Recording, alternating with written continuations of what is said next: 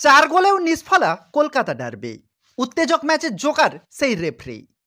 পরপর দুবার গোল করে এগিয়ে গিয়েছিল ইস্টবেঙ্গল। প্রথমে সাদিকিউ এবং শেষ মুহূর্তে দিমিত্রি পেত্রোদসের করা বিতর্কিত গোলে সমতা ফেরালো মোহনবাগান। শনিবার অজয় ছেত্রীর করা গোলে শুরুতেই এগিয়ে যায় ইস্টবেঙ্গল। বাপ্রান্ত ধরে উঠে বক্সের মধ্যে বল বাড়িয়েছিলেন নিশু কুমার। ডান পায়ের টোকায় বল জালে জড়িয়ে দেন অজয় ছেত্রী। বাগানের ডিফেন্ডাররা তখন যেন নীরব দর্শক। গোল পেয়ে আরও তেড়ে ফুড়ে খেলতে শুরু করে ইস্টবেঙ্গল। মোহনবাগান প্লেয়াররা তখন ডিফেন্স সামলাতেই ব্যস্ত ছিল। ম্যাচের 9 মিনিটের মাথায় চোট পেয়ে বেরিয়ে যান আনোয়ার আলী। তার জায়গায় মাঠে নামেন আমনদীপ সিং। আরও চাপে পড়ে যায় সবুজ মেরুন ডিফেন্স।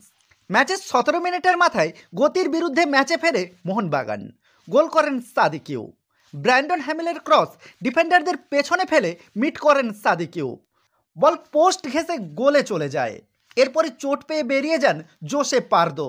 তার বদলে সায়নকে নামাতে বাধ্য হন কার্লোস কুয়াদ্রাত। এরপরই ম্যাচের নিয়ন্ত্রণ নিয়ে নেয় সবুজ মেরুন।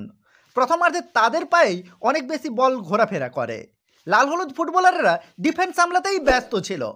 দুদলই গোলের কাছাকাছি পৌঁছলেও এরপর কোনো দলই আর গোল করতে পারেনি। দ্বিতীয়ার্ধের শুরুতেই কিয়ানের পরিবর্তে মনবীরকে নামিয়ে দেন হাবাস। বক্সের মধ্যে মহেশকে অহেতুক ফাউল করে ইস্টবেঙ্গলকে পেনাল্টি উপহার দেন দীপক তাংরি। পেনাল্টি থেকে গোল করে দলকে এগিয়ে দেন অধিনায়ক ক্লেটন।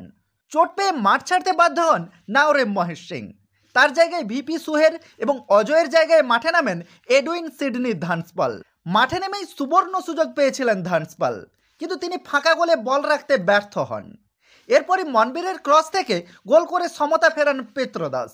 যদিও বক্সের মধ্যে ফাউল করে ফেলেছিলেন সাহাল, তা রেফারির নজর এড়িয়ে যায়। পড়ে পাওয়া সুযোগের সদ্ব্যবহার করতে ভুলচুক করেননি পেত্রোদাস।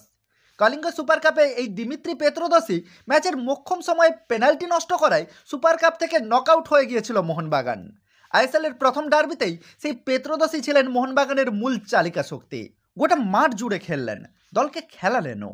মোহনবাগান যখন 2-1 গোলে পিছিয়ে সমর্থকরা মনে করছে ইস্টবেঙ্গল ম্যাচ নিয়ে চলে যাচ্ছে, ঠিক সেই সময় শুধু গোল করে সমতা ফেরালেনই না, দলকে মূল্যবান একটা পয়েন্টও এনে দিলেন।